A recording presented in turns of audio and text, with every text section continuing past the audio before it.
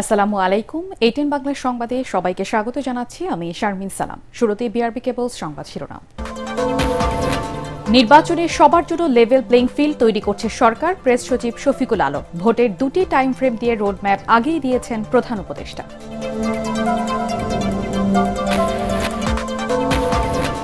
চলতি মাসের মধ্যে জাতীয় নির্বাচনের রোডম্যাপ ঘোষণা না করলে গণতান্ত্রিক রাজনৈতিক দলগুলো নতুন সিদ্ধান্ত নিতে বাধ্য হবে, হুঁশিয়ারি সালাউদ্দিন আহমেদের। নিজেদের মধ্যে ঐক্য এবং তরুণদের সমর্থন ধরে রাখার উপায় নির্ভর করছে জাতীয় নাগরিক পার্টির সাফল্য ব্যর্থতা, অভিমত বিশ্লেষকদের। মানুষের কণ্ঠস্বর হওয়ার তাগিদ। চলতি মাসে শেখ হাসিনার বিরুদ্ধে কয়েকটি মামলার তদন্ত প্রতিবেদন, চিফ প্রসিকিউটর তাজুল ইসলাম। বন্দি বিনিময় চুক্তির আওতায় তাকে ফিরিয়ে আনা হবে।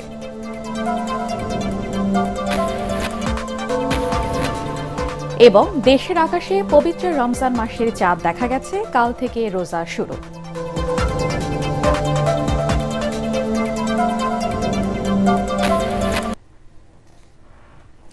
শুনছিলেন বিআরবি কেবল সংবাদ শিরোনাম, এবারে বিস্তারিত।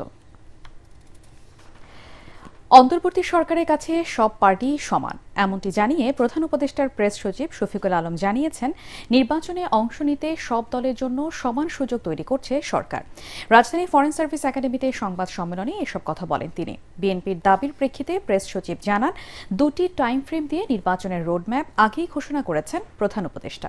বিস্তারিত জানাচ্ছেন একরামুল হক সায়েম। জুলাই গণ অভ্যুত্থানের সম্মুখ সারির ছাত্রনেতাদের নেতৃত্বে শুক্রবার যাত্রা শুরু করেছে নতুন রাজনৈতিক দল জাতীয় নাগরিক পার্টি। তবে অন্তর্বর্তী সরকারের সাথে তরুণদের এই দলের সম্পর্ক নিয়ে আছে নানা আলোচনা। আত্মপ্রকাশ অনুষ্ঠানে যোগ দিতে ছাত্রদের আহ্বানে ফিরোজপুরের জেলা প্রশাসক বাস সরবরাহ করেছেন, এমন খবর ছড়িয়ে পড়ে সামাজিক যোগাযোগ মাধ্যমে।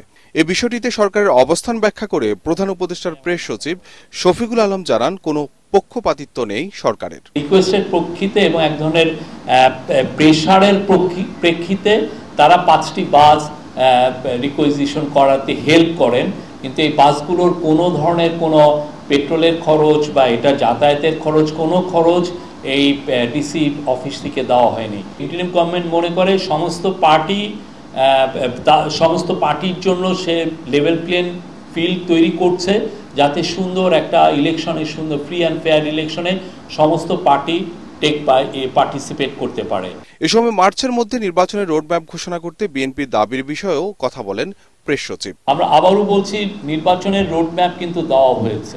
বিএনপি যেটা চাচ্ছেন হয়তোবা যে এক্সাক্ট একটা ডেট চাচ্ছেন, আমরা কিন্তু বলে দিয়েছে, ইন্টারিম গভর্নমেন্ট বারবার বলেছে যে নির্বাচন এই বছরের ডিসেম্বরের মধ্যে, যদি পার্টিগুলো, সব পলিটিক্যাল পার্টিগুলো মনে করে যে কম রিফর্ম করে তাড়াতাড়ি ইলেকশনের দিকে দেশ ধাবিত হবে, তাহলে এটা ডিসেম্বরের মধ্যে ইলেকশন হবে। আর যদি না, ওনারা পলিটিক্যাল পার্টি চান যদি আরও কিছু রিফর্ম হওয়ার পরে ইলেকশন, সেক্ষেত্রে আরও 3 মাস এটা দেরি হতে পারে। এবারে রমজানে গতবারের চেয়ে নিত্যপণ্যের দাম সহনীয় বলে সংবাদ সম্মেলনে জানান শফিকুল আলম। ফুড পণ্যের, বিশেষ করে ফুড এবং অন্যান্য পণ্যের দাম কিভাবে সহনীয় পর্যায়ে আনা যায়, সে লক্ষ্যে ইন্টেন্সিভলি কাজ করা হয়েছে। এবং আমরা আজকে বলতে পারি, আজকে আমাদের কাছে যে ডেটা আছে যে জিনিসপত্রের দামের, বিশেষ করে নিত্য প্রয়োজনীয় ভোগ্য পণ্যের, সেখানে স্পষ্ট দেখা যাচ্ছে যে গত রোজার থেকে এই রোজায় বেশিরভাগ পণ্যেরই দাম সহনীয় পর্যায়ে এসছে, কমেছে। দেশের আইন শৃঙ্খলা পরিস্থিতি ঠিক রাখতে সরকার নিবিড়ভাবে কাজ করছে বলেও জানায় প্রধান উপদেষ্টার প্রেস উইং। ইকরামুল হক সায়েম, এটিএন বাংলা, ঢাকা। চলতি মাসের মধ্যে জাতীয় নির্বাচনের রোডম্যাপ ঘোষণা না করলে গণতান্ত্রিক রাজনৈতিক দলগুলো নতুন সিদ্ধান্ত নিতে বাধ্য হবে বলে হুঁশিয়ারি দিয়েছেন বিএনপির স্থায়ী কমিটির সদস্য সালাউদ্দিন আহমেদ। নতুন রাজনৈতিক দলকে স্বাগত জানিয়ে তিনি বলেন, যারা জাতীয় নির্বাচনের আগে স্থানীয় নির্বাচন, নতুন সংবিধান বা গণপরিষদের কথা বলছে, তারা গণতান্ত্রিক উত্তরণের পথকে দীর্ঘায়িত করতে চায়। বিস্তারিত থাকছে কামরুজ্জামান রাজীবের রিপোর্টে। তৃণমূলের রাজনীতি ঘিরে আগে মাটি পরে গাছ। গণতন্ত্র পুনরুদ্ধার সংগ্রামে খালেদা জিয়া ও তারেক রহমানের ত্যাগ ও নেতৃত্ব শীর্ষক আলোচনা সভার আয়োজন করে ন্যাশনালিস্ট রিসার্চ ফাউন্ডেশন। রাজধানীর ডিপ্লোমা ইঞ্জিনিয়ার্স ইনস্টিটিউট মিলনায়তনে অনুষ্ঠানে সংগঠনের আহ্বায়ক সাংবাদিক সৈয়দ আবদাল আহমেদ রচিত খালেদা জিয়ার জীবনী ভিত্তিক নন্দিত নেত্রী খালেদা জিয়া বইয়ের মোড়ক উন্মোচন করা হয়। এতে অংশ নিয়ে গণতন্ত্র প্রতিষ্ঠায় খালেদা জিয়া ও তারেক রহমানের আত্মত্যাগের কথা তুলে ধরেন বক্তারা।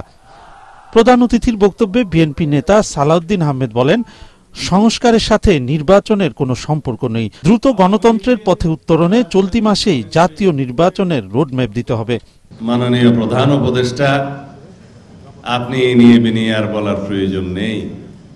বিদেশি সংবাদ সংস্থাকে আপনি সাক্ষাৎকার দিয়ে বলতে পারেন যে আমরা ডিসেম্বরের মধ্যে নির্বাচন অনুষ্ঠানের জন্য চেষ্টা করছি। তা আপনি দেশে একটা সংবাদ সম্মেলন করে কেন রোডম্যাপ দিতে পারেন না? আপনাকে অতি শীঘ্র জাতীয় সংসদের রোডম্যাপ প্রদান করতে হবে, নির্বাচনের রোডম্যাপ। যদি আপনি কোনো বাহানায় এই মাসের মধ্যে জাতীয় সংসদ নির্বাচনের রোডম্যাপ প্রদান না করেন, তাহলে সেটা আমরা রাজনৈতিকভাবে গণতান্ত্রিক শক্তিগুলো বসে আমাদেরকে পুনরায় নির্ধারণ করতে হবে আমরা কোন প্রক্রিয়ায় গণতান্ত্রিক এ সময় নতুন রাজনৈতিক দলের সংবিধান পুনর্লিখন ও গণপরিষদ নির্বাচনের দাবির উদ্দেশ্য নিয়ে প্রশ্ন রাখেন তিনি। বলেন, যারা আগে স্থানীয় নির্বাচনের কথা বলছে তারা গণতন্ত্র উত্তরণের পথকে বিলম্বিত করতে চায়। সংবিধানটাকে আমরা এখন পুরোপুরি অন করি না বলেই ব্যাপক সংস্কারের প্রয়োজন দেখা দিয়েছে। কিন্তু গণপরিষদ কেন হবে? এর মধ্যে আরো একটি উদ্দেশ্য আছে। যারা গণপরিষদের বিষয় সামনে আনছে, যারা সেকেন্ড রিপাবলিকের বিষয় সামনে আনছে, হয় তারা বোঝে না অথবা বুঝে আমাদের এই রাষ্ট্র ব্যবস্থাকে আরো দীর্ঘায়িত একটি গণতান্ত্রিক প্রক্রিয়ার মধ্যে নিয়ে যাওয়ার ষড়যন্ত্র আছে। এতে বিএনপি সিনিয়র যুগ্ম মহাসচিব রুহুল কবির রিজভী বলেন, জিয়াউর রহমান যে রাজনৈতিক দর্শন দিয়েছিলেন তা আর কেউ দিতে পারেনি। অনেক ভালো ভালো কথা বললেও কোনো রাজনৈতিক দর্শন দিতে পারেনি নতুন রাজনৈতিক দল। জিয়া একটা রাজনৈতিক দর্শন দিয়েছে। আজকে অনেকে রাজনৈতিক দল করছে, অনেক ভালো ভালো কথা তারা বলেছে রাষ্ট্র সম্পর্কে, এসব, কিন্তু একটা পলিটিক্যাল ফিলোসফি কিন্তু আমি পাইনি। কামরুজ্জামান রাজীব, এটিএন বাংলা, ঢাকা। নিজেদের মধ্যকার ঐক্য বজায় রেখে তরুণদের সমর্থন ধরে রাখার উপরে নির্ভর করছে জুলাই বিপ্লবের কারিগরদের দল জাতীয় নাগরিক পার্টির সাফল্য ব্যর্থতা বলে মনে করছেন বিশ্লেষকরা। গণ অভ্যুত্থানের পর নতুন রাজনৈতিক দল দেশবাসীর কাছে কাঙ্ক্ষিত ছিল জানিয়ে রাজনৈতিক বিশ্লেষকরা বলছেন, ঘোষণাপত্র বাস্তবায়নে দৃশ্যমান ভূমিকা রাখতে পারলে এদেশের মানুষের বড় সমর্থন পাবে তরুণদের দলটি। সেই সাথে কোনো পন্থী না হয়ে দেশের স্বার্থে আপামর মানুষের কণ্ঠস্বর হওয়ার তাগিদ দেন তারা। রিপোর্ট করছেন আদ্দিন সজীব।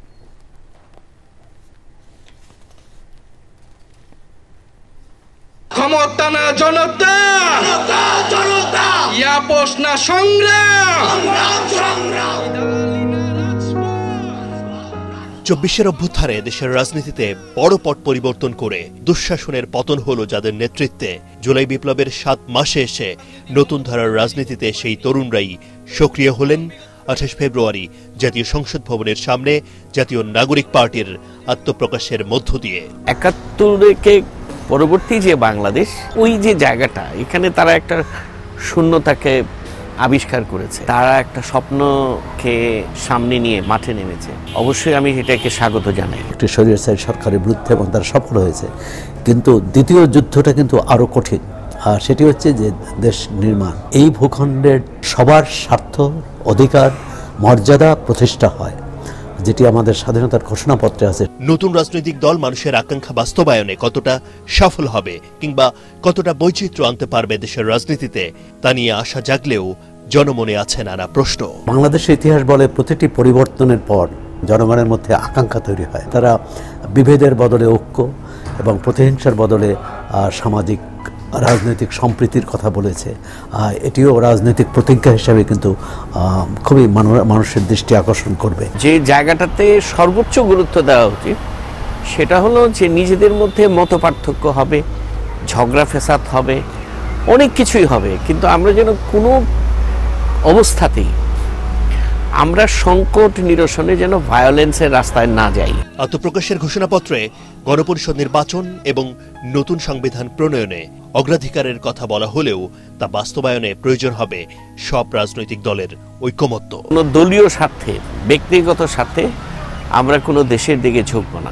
এই দেশগুলোর সাথে সম্পর্ক ভালো রাখতে হবে। তার মানে এই না যে আমি আমার সার্বভৌমত্বের জায়গাটাকে স্যাক্রিফাইস করে এই দেশগুলোর দিকে আমি ঝুঁকে পড়ব। তারা গণপরিষদ নির্বাচনের কথা বলছে। এখন এ ব্যাপারে রাজনৈতিক ঐকমত্য তৈরি হবে কিনা, জাতীয় সংসদ নির্বাচন, গণভোটের কথাও সামনে এসেছে। এখন সবকিছুতে কিন্তু জাতীয় ঐকমত্য দরকার। অন্তর্বর্তী সরকারের পদ ছেড়ে জাতীয় নাগরিক পার্টির হাল ধরেছেন নাহিদ ইসলাম। দলের শীর্ষ নেতৃত্বেও সবাই অভ্যুত্থানের পরিচিত মুখ। তবে জুলাই বিপ্লবের লক্ষ্য বাস্তবায়নে এখনো দুজন ছাত্র প্রতিনিধি আছেন সরকারে। তা নিয়ে আলোচনাও হচ্ছে নানা মহলে। এই বয়সে একটা ছেলে যে এই ধরনের একটা লোভনীয় জায়গা ছেড়ে চলে আসছে, এটা অবশ্যই তার যে সদিচ্ছা, এই সদিচ্ছাটাকে প্রমাণ করে। এরকম উদাহরণ কিন্তু বাংলাদেশের রাজনীতিতে কম। একই সঙ্গে যে প্রশ্ন যে এই রাজনৈতিক প্রক্রিয়ায় আরো দুজন নেতা ছিলেন, তাদের কি অবস্থান হবে? গণতান্ত্রিক চরিত্র রক্ষায় তরুণদের প্রতিশ্রুতি ইতিবাচক জানিয়ে কাজের মাধ্যমে ভূমিকা রাখার তাগিদ বিশ্লেষকদের। আদ্দিন সজীব, এটিএন বাংলা, ঢাকা। সংস্কার না করলে বিদ্যমান রাষ্ট্র কাঠামো আবারও স্বৈরাচারের জন্ম দেবে বলে জানিয়েছেন সুজন সভাপতি বদিউল আলম মজুমদার। তিনি বলেন, অপরাজনীতি নিষিদ্ধ হলে সুষ্ঠু ও নিরপেক্ষ নির্বাচন আয়োজন সম্ভব। রাজধানীর মানিক মে এভিনিউতে দেশের অবনতিশীল আইনশৃঙ্খলা পরিস্থিতি নিয়ে আয়োজিত মানববন্ধনে তিনি এসব কথা বলেন। সুজন সভাপতি উদ্বেগ জানিয়ে বলেন, দেশের আইনশৃঙ্খলা পরিস্থিতি নিয়ন্ত্রণে সরকার ব্যর্থ। নির্বাচনী অঙ্গনকে পরিচ্ছন্ন করতে হবে, একই সাথে রাজনৈতিক অঙ্গনকে পরিচ্ছন্ন করতে হবে। রাজনীতিতেও আমাদের বহু অনাকাঙ্ক্ষিত ব্যক্তিরা রাজনীতি পরিচালিত করছে এবং আমাদের দেশে দুর্ভাগ্যবশত অনেক অন্যায় গঠিত হয় একটা আতাতের ভিত্তিতে, অনেক ক্ষেত্রে রাজনৈতিক দলের ছত্রছায়ায়। একই সাথে ক্ষমতার কাঠামোতে একটা নজরদারিত্বের কাঠামোটা যেন কার্যকর হয় সেটা নিশ্চিত করতে হবে। এইসব ক্ষেত্রে যদি পরিবর্তন না করি তাহলে কিন্তু আবারও এই কাঠামো স্বৈরাচার সৃষ্টি করবে। চলতি মাসে শেখ হাসিনার বিরুদ্ধে দায়ের করা বিশেষ মামলাগুলোর তদন্ত প্রতিবেদন আদালতে দাখিল করা হবে বলে জানিয়েছেন আন্তর্জাতিক অপরাধ ট্রাইব্যুনালের প্রধান প্রসিকিউটর তাজুল ইসলাম। সিলেটে স্বরাষ্ট্র মন্ত্রণালয় আয়োজিত এক কর্মশালায় তিনি একথা জানান। ভারতের সাথে বাংলাদেশের বন্দি বিনিময় চুক্তির আওতায় দেশটির সরকার শেখ হাসিনাকে ফিরিয়ে দেবে বলেও তিনি মন্তব্য করেন। এছাড়া ইন্টারপোলের মাধ্যমেও তাকে ফিরিয়ে এনে বিচারের মুখোমুখি করার উদ্যোগ নেওয়া হবে বলে জানান চিফ প্রসিকিউটর। শিল্প উপদেষ্টা আদিলুর রহমান ও অ্যাটর্নি জেনারেল আসাদুজ্জামান সহ অন্যান্যরা অনুষ্ঠানে উপস্থিত ছিলেন। হাসিনাকে ফিরিয়ে আনার জন্য যে আইনগত পদক্ষেপগুলো আছে, একটা হচ্ছে যে ইন্টারপোলের মাধ্যমে তাকে রেড নোটিশ জারি করে গ্রেপ্তারের চেষ্টা, সেটা সরকারের পক্ষ থেকে অব্যাহত আছে। আমরা যখন গ্রেপ্তারি পরোয়ানা ট্রাইব্যুনাল থেকে পেয়েছি সেটার আলোকে ইন্টারপোলের কাছে আমরা পাঠিয়েছি তাকে যাতে গ্রেপ্তার করা হয়। তা আমরা চাইবো যে ভারতকে সিদ্ধান্ত নিতে হবে যে তারা একটা অপরাধীর পক্ষে অবস্থান নেবেন নাকি গণহত্যাকারীদের বিচারের প্রশ্নে, ন্যায় বিচারের প্রশ্নে একটা আইনের শাসনের প্রতি তাদের অবস্থান গ্রহণ করবেন। সীমান্ত রক্ষায় বিজিবিকে বিশ্বমানের করে গড়ে তোলা হবে জানিয়েছেন স্বরাষ্ট্র উপদেষ্টা অবসরপ্রাপ্ত লেফটেন্যান্ট জেনারেল জাহাঙ্গীর আলম চৌধুরী।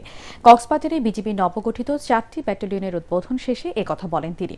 এ সময় বিজিবির মহাপরিচালক মেজর জেনারেল আশরাফুজ্জামান সিদ্দিকী বলেন, ভারত সীমান্ত হত্যা বন্ধ না করলে কঠোর হবে বিজিবি। কক্সবাজার প্রতিনিধি মোয়াজ্জেম হোসেন শাকিলকে সাথে নিয়ে রিপোর্ট করছেন মিজান শাহজাহান। উখিয়া ব্যাটালিয়ন, স্টেশন সদর দপ্তর Dhaka, guard police battalion Dhaka ও K9 unit and training centre গাজীপুরের আত্মপ্রকাশ উপলক্ষে বিজিবির কক্সবাজার রিজিয়ন প্রশিক্ষণ মাঠে এই আয়োজন। সারা দেশে বিজিবির 5টি রিজিয়ন রয়েছে। কক্সবাজার রিজিয়নের অন্তর্ভুক্ত 2টি সেক্টরের আওতায় এতদিন 7টি ব্যাটালিয়ন সীমান্তের অতন্দ্র প্রহরী হিসাবে কাজ করছিল। 8ম ব্যাটালিয়ন হিসেবে উখিয়া যুক্ত হওয়ায় মিয়ানমার সীমান্তে বিজিবির জনবল বাড়ল। সীমান্তে নিরাপত্তা পরিস্থিতি। নবগঠিত ব্যাটালিয়নের পতাকা উত্তোলন শেষে সংবাদ সম্মেলনে কথা বলেন বিজিবি মহাপরিচালক। কসবা সীমান্তে বিএসএফের গুলিতে বাংলাদেশি নাগরিকের মৃত্যু প্রসঙ্গে তিনি বলেন, সীমান্তে গুলি বন্ধ না হলে আগামীতে ভারতীয় নাগরিকরা অবৈধভাবে অনুপ্রবেশ করলে একই পথ অনুসরণ করতে বাধ্য হবে বিজিবি। ভারতীয় অনুপ্রবেশ যারা করে তো তাদের প্রতিহত আমরা সুন্দরভাবে নিয়মের মধ্যে আমরা যে তাদেরকে গ্রেফতার করে হস্তান্তর করি সেটা কতটুকু আর করা যাবে, আমাদের এদিক থেকে যত যাই হোক, অবৈধ অনুপ্রবেশকর যাই হোক, হত্যা কোনো চূড়ান্ত একটা সমাধান হতে পারে না। তো সেই বিষয়ে আমাদের এটা অব্যাহত থাকবে এবং আরো একটি যদি হয় আমরা আরো কঠোর অবস্থানে যাব। এ সময় স্বরাষ্ট্র উপদেষ্টা বলেন, বিগত কয়েক বছরে মিয়ানমারের অভ্যন্তরে চলমান সহিংসতার জেরে বাংলাদেশ মিয়ানমার সীমান্তে নিরাপত্তা জোরদার করা হয়েছে। এলাকা দিয়ে বেশিরভাগ মাদক চলে আসে এবং আরো তো রোহিঙ্গা সমস্যাতে একটা বড় ধরনের সমস্যা রয়ে গেছে। এই জন্য এই ব্যাটালিয়নটা খুবই দরকার ছিল। সীমান্ত এখন যে অবস্থায় আছে একেবারে পুরা নিরাপদ আছে। বাংলাদেশ ও মিয়ানমার সীমান্তে কোনো নিরাপত্তা ঝুঁকি নেই এমন দাবিও করেন স্বরাষ্ট্র উপদেষ্টা। ভারত ও মিয়ানমার সীমান্তে যখন উত্তেজনা বাড়ছে তখন বিজেপি তাদের সক্ষমতা বাড়ানোর জন্যই নতুন ইউনিট প্রতিষ্ঠা করছে। মিজান শাহজাহান, এটিএন বাংলা, কক্সবাজার। গণ অভ্যুত্থানে শহীদের কবর জিয়ারতের মধ্য দিয়ে সাংগঠনিক কার্যক্রম শুরু করল বাংলাদেশ গণতান্ত্রিক ছাত্র সংসদ। সংগঠনটির প্রথম কর্মসূচি হিসেবে দুপুর 1টার দিকে রাজধানীর রায়েরবাজার বুদ্ধিজীবী কবরস্থানে শহীদদের কবরস্থানে ফুল দিয়ে শ্রদ্ধা এবং কবর জিয়ারত করেন তারা। বেলা 12টায় ঢাকা বিশ্ববিদ্যালয়ের ভিসি চত্বর থেকে যাত্রা শুরু করেন সংগঠনটির নেতাকর্মীরা। কেন্দ্রীয় ও ঢাকা বিশ্ববিদ্যালয়ের কমিটির সমন্বয়ে এই কর্মসূচি পালন করা হয়। এ সময় শহীদের আত্মার মাগফিরাত কামনা করেন, দোয়া করেন তারা। জিয়ারত শেষে তারা বলেন, বিদ্যমান জিম্মি ব্যবস্থাকে উপড়ে ফেলে নতুন ছাত্র রাজনীতির বন্দোবস্ত করতে চায় গণতান্ত্রিক ছাত্র সংসদ। এছাড়াও যে কোনো সমালোচনাকেও সাদরে গ্রহণ করবে নতুন এই রাজনৈতিক ছাত্র সংগঠন। বাংলাদেশ গণতান্ত্রিক দেশবাসীকে একটা মেসেজ দিতে চাই, একটা বার্তা দিতে চাই যে আমাদের কাজ ছোট। আমরা আমাদের সাথে আমাদের অনেক শহীদ ভাইরা, আমাদের অনেক সহযোদ্ধারা কাঁধে কাঁধ মিলে আমরা যুদ্ধ করেছি, আমরা হাসিনাকে পতন করেছি। আমরা বলেছি যে কোনো গণ অভ্যুত্থানের দুটো শর্ত, দুটো হচ্ছে ডেকোরাম থাকেন। সেটা হচ্ছে প্রথম যে বিদ্যমান যে ব্যবস্থা আছে সেই বিদ্যমান ব্যবস্থাকে উপড়ে ফেলাম, একই সাথে নতুন বন্দোবস্ত, নতুন ব্যবস্থা হাজির করা। আমরা আগামী দিনের বাংলাদেশে জুলাই গণ অভ্যুত্থানের যে আশা আকাঙ্ক্ষা, যে দায় এবং দরদের জন্য তারা জীবন দিয়েছেন, আমরা সেটিকে প্রতিষ্ঠা করে ছাড়বো ইনশাআল্লাহ। রোজায় রাজধানীর আইন শৃঙ্খলা পরিস্থিতি নিয়ন্ত্রণে বিশেষ নিরাপত্তা ব্যবস্থা নিয়েছে ঢাকা মহানগর গোয়েন্দা পুলিশ ডিবি। রাজধানী মিন্টো রোডের ডিএমপি মিডিয়া সেন্টারে এক সংবাদ সম্মেলনে অতিরিক্ত কমিশনার রেজাউল করিম মল্লিক জানান, পতিত স্বৈরাচার সরকারের অনেকেই আইন শৃঙ্খলা পরিস্থিতি অশান্ত করার অপচেষ্টা চালিয়ে যাচ্ছে। বিস্তারিত জানাচ্ছেন জিএম তসলিম। কয়েকদিন আগে সব মহল থেকে স্বরাষ্ট্র উপদেষ্টার পদত্যাগের দাবি ওঠার পর থেকে নড়েচড়ে বসে আইন শৃঙ্খলা বাহিনীর সদস্যরা। এতে রাজধানীতে কিছুটা হলেও কমেছে চুরি ছিনতাইয়ের মতো অপরাধ কর্মকাণ্ড। মহানগরীতে আইন শৃঙ্খলা পরিস্থিতি ধীরে ধীরে উন্নতি হচ্ছে। আসন্ন রমজানকে সামনে রেখে ঢাকা মহানগরীর আইন শৃঙ্খলা পরিস্থিতি স্বাভাবিক রাখার বিষয়ে জানাতে সংবাদ সম্মেলনে আসেন ঢাকা মহানগর গোয়েন্দা প্রধান। তিনি আশ্বস্ত করেন, পুরো রমজান মাস জুড়ে স্বস্তিতে থাকবে সাধারণ মানুষ। আইন শৃঙ্খলা নিয়ন্ত্রণে হাতে নেওয়া হয়েছে বিশেষ পরিকল্পনাও। রোজার সময় মানুষের কর্মযোগ্যতা বাড়ে, বিশেষ করে টাকা পয়সার লেনদেন বেশি হয়। শপিং মল, ব্যাংক, বিমাগুলোতে মানুষের ভিড় বাড়ে। রেল স্টেশন, বাস টার্মিনাল কিংবা সদরঘাট সহ অন্যান্য জায়গাতে মানুষের উপস্থিতি বাড়ে। এইসব জায়গায় কেউ যাতে নাশকতা না করতে পারে সেই জন্য আমাদের গোয়েন্দা নজরদারি বাড়ানো হচ্ছে। তিনি জানান, ঢাকা সহ সারা দেশে ফ্যাসিস্ট পতিত রাজনৈতিক শক্তি বিভিন্ন অপরাধে ইন্ধন যোগাচ্ছে। আমাদের গোয়েন্দা প্রতিবেদন বলছে, চুরি, ছিনতাই, ডাকাতির সাথে যারা যুক্ত হচ্ছে তাদের অনেকেই কিশোর গ্যাং। আবার কিছু ফ্যাসিস্ট পতিত রাজনৈতিক শক্তি তাদের ইন্ধন দিয়ে অপরাধ কার্যক্রমে জড়িয়ে দিচ্ছে। বিভিন্ন এলাকায় চিহ্নিত সন্ত্রাসী বাহিনীর কথা আমরা শুনতে পাচ্ছি। তাদের বিরুদ্ধে আমরা অল আউট অ্যাকশনে যাচ্ছি। ডিবির নাম করে কাউকে তুলে নিলে তা তাৎক্ষণিকভাবে আইন শৃঙ্খলা বাহিনীকে জানানোর আহ্বান জানান ডিএমপির এই অতিরিক্ত কমিশনার। ডিবি পরিচয়ে কেউ গোপনে তুলে নেওয়া বা সিভিল পোশাকে তল্লাশি এই ধরনের কার্যক্রম কেউ করলে আমাদেরকে অবহিত করবেন। G M Taslim, ATN Bangla, Dhaka. বছর ঘুরে আবারও এলো পবিত্র মাহে রমজান। মহান আল্লাহর অশেষ রহমত, মাগফিরাত ও নাজাত লাভের মাস এটি। এই মাসের যথাযথ গুরুত্ব ও মর্যাদা রক্ষা করা এবং বেশি বেশি ইবাদতবন্দিকের মাধ্যমে মহান রাব্বুল আলামিনের নৈকট্য লাভে মনোনিবেশ করার পরামর্শ ইসলামী চিন্তাবিদদের। শারফুল আলমের রিপোর্ট।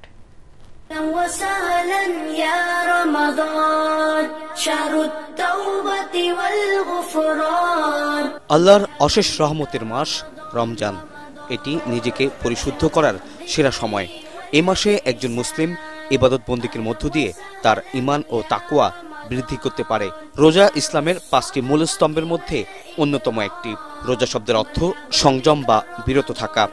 ইসলামী শরীয়তে সুবহ সাদিকের পর থেকে সূর্যাস্ত পর্যন্ত নিয়তের সঙ্গে পানাহার থেকে বিরত করে যে কোনো পাপাচার, গীবত ও অন্যায় সহ সব দিক থেকে সংযম থাকাকে রোজা বলা হয়।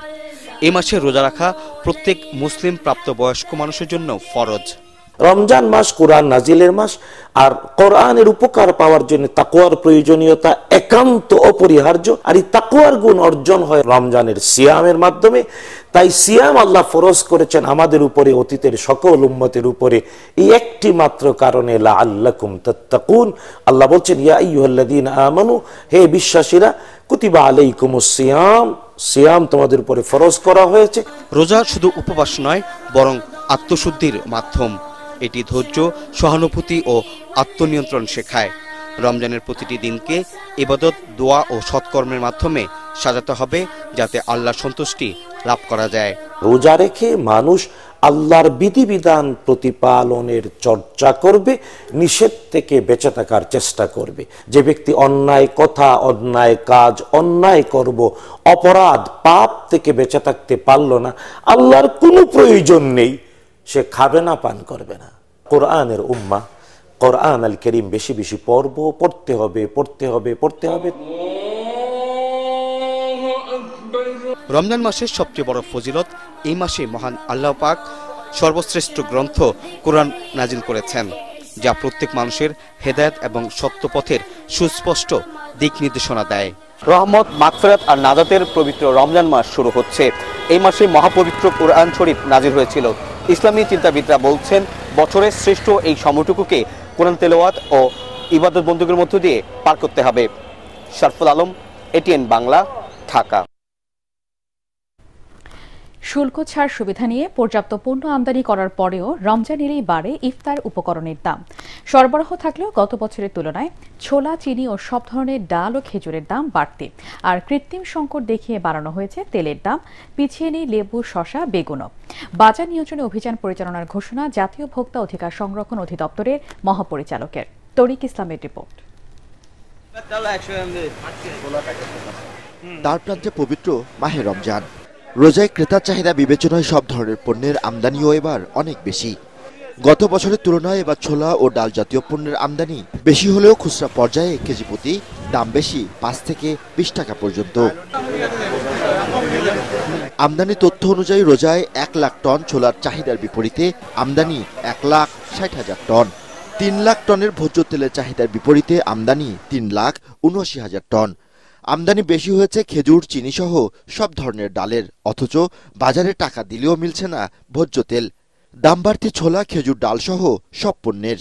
স্থানীয়ভাবে কম উৎপাদন ও সিন্ডিকেট করে মজুত করায় ডালের দাম বেশি বলছেন ব্যবসায়ী নেতারা। চাহিদা বেশি থাকে, অনেকে মাল এনে ইম্পোর্ট করে আনে, এনে রেখে দেয়, তারা বেচে না, বেচার চেষ্টা করে না। অথচ 3 মাস আগে চাইনা কোল্ড তো আছে, ঢুকে দিচ্ছে। দেখেন প্রতিটা কোল্ড চেক করেন। বাজার কারসাজি রুখতে ভোক্তাদের সচেতন হওয়ার পাশাপাশি বাজার তদারকির দাবি কনজিউমার অ্যাসোসিয়েশন অব বাংলাদেশ, ক্যাবের। সকাল বিকাল ঝটিকার আপনার অভিযান চালাতে হবে। এগুলো যদি চালানো যায় তাহলে আমি মনে করি বাজারের উপরে শুধু ছোলা না, সব পণ্যের উপরই মূল্য নিয়ন্ত্রণ করা সরকারের পক্ষে সম্ভব হবে। রোজায় সরবরাহ ও দাম তদারকিতে বিশেষ অভিযানের কথা জানান ভোক্তা অধিকারের মহাপরিচালক। যদি কোথাও কোনো ধরনের ব্যত্যয় দেখা যায়, আমরা সেখানে হস্তক্ষেপ করব এবং ভোক্তাদেরকে স্বস্তিতে এবং শান্তিতে রাখার জন্য আমরা সবসময় নিয়োজিত রাখব। দাম বাড়ার তালিকায় পিছিয়ে নেই ইফতারের অন্যতম উপকরণ লেবু ও শসার। 50 থেকে 60 টাকা কেজিতে বিক্রি হচ্ছে তরমুজ, আর প্রতি পিস 15 থেকে 20 টাকা দরে বিক্রি হচ্ছে লেবু। রোজা এলেই দাম বাড়ে ইফতার উপকরণের। রোজাদারদের সুবিধার্থে মধ্যপ্রাচ্য সহ বিশ্বের উন্নত দেশগুলো যখন প্রতিযোগিতায় নামে পণ্যের দাম কমাতে, সেখানে বাংলাদেশের অবস্থান সম্পূর্ণ উল্টো। সাধারণ মানুষ বলছে ব্যবসায়ীদের অতি মুনাফার কারণেই বাড়ছে ইফতারের উপকরণ সহ নিত্যপণ্যের দাম, যেখানে বাজার মনিটরিং ব্যবস্থার কোনো বিকল্প নেই বলে দাবি সাধারণ ক্রেতাদের। তরিক ইসলাম, এটিএন বাংলা, ঢাকা। দেশের আকাশে পবিত্র রমজান মাসের চাঁদ দেখা গেছে, অর্থাৎ রোববার 2 মার্চ থেকে বাংলাদেশে রোজা শুরু হচ্ছে। আজ এশার নামাজের সঙ্গে তারাবি নামাজ পড়বেন ধর্মপ্রাণ মুসল্লিরা। ভোর রাতে রোজা রাখার উদ্দেশ্যে সেহরি খাবেন তারা। বায়তুল মোকাররমে ইসলামিক ফাউন্ডেশনের সভাকক্ষে জাতীয় চাঁদ দেখা কমিটির সভা শেষে ধর্ম উপদেষ্টা ডক্টর আফম খালেদ হোসেন এসব তথ্য জানান। একই সাথে বলেন, আগামী 27 মার্চ দিনগত রাতে পবিত্র শবে কদর পালিত হবে। ইফতার ও সাহরির সময় সতর্কতামূলক 3 মিনিট সময় কমিয়ে নতুন ক্যালেন্ডার প্রকাশের বিষয়ে তিনি বলেন, আলেমদের মতামত অনুযায়ী নতুন ক্যালেন্ডার করা হয়েছে। ইফতারের সময় মতোই আজান অনুষ্ঠিত হবে। মৎস্য অধিদপ্তরের sustainable coastal and marine fisheries প্রকল্পে দীর্ঘদিনের অনিয়ম ও দুর্নীতি নিয়ে এটিএন বাংলায় সংবাদ প্রচারের পর 15 কর্মচারীকে বদলি করা হয়েছে। প্রকল্প পরিচালক স্বাক্ষরিত এক অফিস আদেশে আউটসোর্সিংয়ের মাধ্যমে নিয়োগপ্রাপ্ত এই কর্মকর্তাদের বদলি করা হয়। তবে এখনও অনিয়মের সাথে অভিযুক্ত কর্মকর্তাদের বিষয়ে কোনো সিদ্ধান্ত নেওয়া হয়নি। ইলিশের প্রজনন নিশ্চিত করতে আজ থেকে শুরু হয়েছে সকল ধরনের মাছ শিকারে 2 মাসের নিষেধাজ্ঞা। ভোলা, চাঁদপুর, শরীয়তপুর সহ উপকূলীয় কয়েকটি জেলায় 1 মার্চ থেকে 30 এপ্রিল পর্যন্ত সকল ধরনের মাছ ধরা সম্পূর্ণ নিষিদ্ধ ঘোষণা করেছে মৎস্য বিভাগ। মাছ ধরা বন্ধ রাখার পাশাপাশি ক্রয় বিক্রয়, পরিবহন, বাজারজাত ও সংরক্ষণের উপরও নিষেধাজ্ঞা আরোপ করা হয়েছে। এই বিষয়ে জেলেদের সচেতন করার লক্ষ্যে নদী এবং উপকূলবর্তী এলাকায় মাইকিং ও পোস্টারিং সহ সব ধরনের প্রচারণা অব্যাহত রেখেছে প্রশাসন ও মৎস্য বিভাগ। নিষেধাজ্ঞা বাস্তবায়নে মৎস্য বিভাগ, জেলা উপজেলা প্রশাসন, পুলিশ ও কোস্ট গার্ডের সমন্বয়ে প্রতিদিন অভিযান পরিচালনা করা হবে। আইন অমান্য করলে জেল জরিমানার বিধান রয়েছে। তবে নিষেধাজ্ঞা চলাকালীন সরকারি ভিজিএফ চালের পাশাপাশি প্রয়োজনীয় আর্থিক অনুদানের দাবি জানিয়েছেন জেলেরা। আল আরাফা ইসলামী ব্যাংক অর্থ সংবাদ।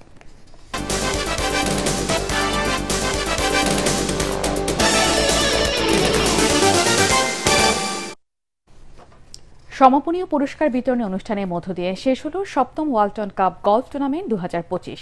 ওয়ালটন হাইটেক ইন্ডাস্ট্রিজ পিএলসির পৃষ্ঠপোষকতা ও আর্মি গলফ ক্লাবে আয়োজিত প্রতিযোগিতায় অংশ নেন দেশীয় বিদেশি 8 শতাধিক অ্যামেচার গলফার।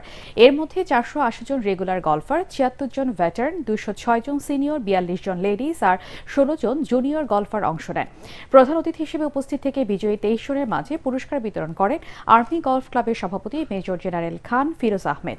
এ সময় ওয়ালটন গ্রুপের vice chairman S M. Nurul Alam Rizvi ও আর্মি গলফ ক্লাবের প্রধান নির্বাহী অফিসার অবসরপ্রাপ্ত ব্রিগেডিয়ার জেনারেল সৈয়দ আহমেদ আলী উপস্থিত ছিলেন।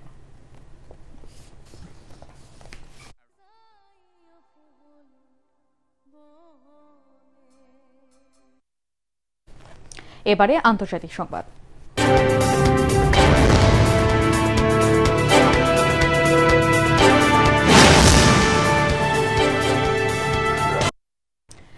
ইসরায়েলি বাহিনীর কঠোর বিধিনিষেধের ভেতরে আল আকসা মসজিদে তারাবির নামাজ আদায় করেছেন হাজারো ফিলিস্তিনি। স্থানীয় সময় শুক্রবার সন্ধ্যায় তারাবি আদায় করেন তারা। তবে 55 বছরের কম বয়সী পুরুষ এবং 50 বছরের কম বয়সী নারীদের মসজিদে প্রবেশ করতে বাধা দেওয়া হয়। এর আগে অধিকৃত পূর্ব জেরুজালেমে আল আকসা মসজিদের চারপাশে অতিরিক্ত বিধিনিষেধ আরোপ করে ইসরায়েল। রমজানের শুরুতেই এই বিধিনিষেধ জারি করা হয়। ফিলিস্তিনি কর্তৃপক্ষ বলেছে, এই বিধিনিষেধ বর্ণবাদী এবং উস্কানিমূলক। মুসলিম ও ইহুদি 2 ধর্মাবলম্বীদের কাছে গুরুত্বপূর্ণ পবিত্র স্থান হিসেবে বিবেচিত আল আকসা মসজিদ 100 বছর ধরে 2 ধর্মাবলম্বীদের মানুষ আল আকসাকে নিজেদের বলে দাবি করে আসছে। এবারে পার্টেক্স খেলার খবর।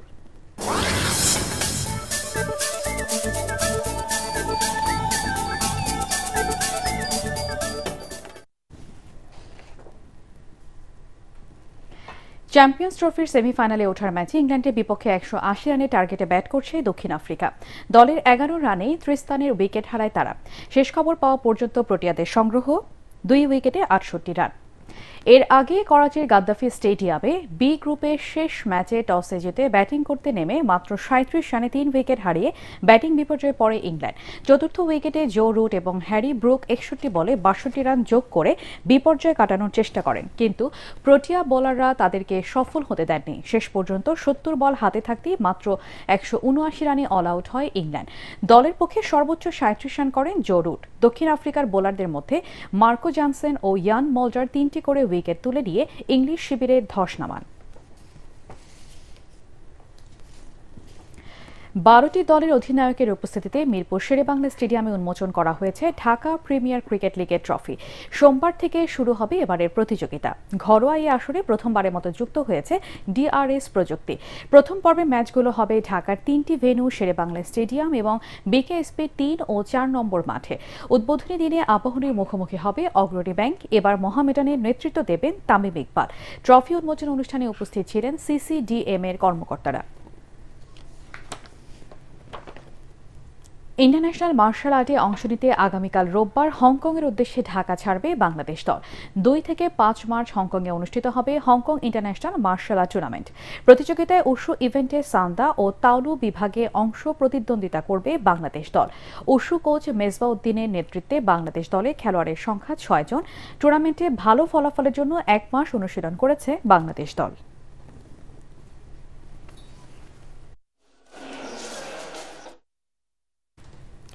শেষ করার আগে বিআরবি কেবল সংবাদ শিরোনাম আরেকবার। নির্বাচনে সবার জন্য লেভেল প্লেইং ফিল্ড তৈরি করছে সরকার, প্রেস সচিব শফিকুল আলম। ভোটের 2টি টাইম ফ্রেম দিয়ে রোড ম্যাপ আগেই দিয়েছেন প্রধান উপদেষ্টা। চলতি মাসের মধ্যে জাতীয় নির্বাচনের রোড ম্যাপ ঘোষণা না করলে গণতান্ত্রিক রাজনৈতিক দলগুলো নতুন সিদ্ধান্ত নিতে বাধ্য হবে, হুঁশিয়ারি সালাউদ্দিন আহমেদের। নিজেদের মধ্যে ঐক্য এবং তরুণদের সমর্থন ধরে রাখার উপর নির্ভর করছে জাতীয় নাগরিক পার্টির সাফল্য ব্যর্থতা, অভিমত বিশ্লেষকদের। মানুষের কণ্ঠস্বর হওয়ার তাকে চলতি মাসে শেখ হাসিনার বিরুদ্ধে কয়েকটি মামলার তদন্ত প্রতিবেদন। চিফ প্রসিকিউটর তাজুল ইসলাম, বন্দি বিনিময় চুক্তির আওতায় তাকে ফিরিয়ে আনা হবে।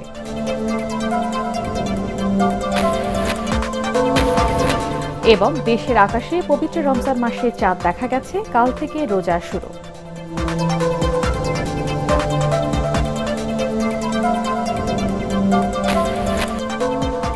পরবর্তী সংবাদ দেখার আমন্ত্রণ জানিয়ে এখনকার মতো শেষ করছি। এটিএন বাংলার সংবাদ ইউটিউবে দেখতে ব্রাউজ করুন youtube/ATN Bangla News।